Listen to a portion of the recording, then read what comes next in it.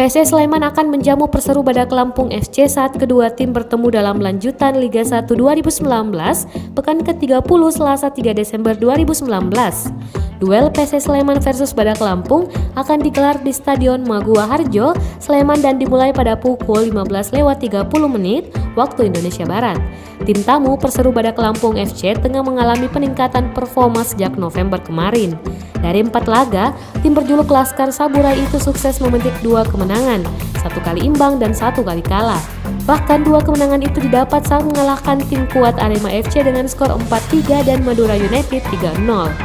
Hanya saja Perseru Badak Lampung FC saat ini masih belum keluar di zona degradasi dan masih terus berjuang. Atas kondisi tim lawan yang sedang menanjak, pelatih PSS Sleman Seto Nurdiantoro mengaku mewaspadai kebangkitan calon lawannya tersebut.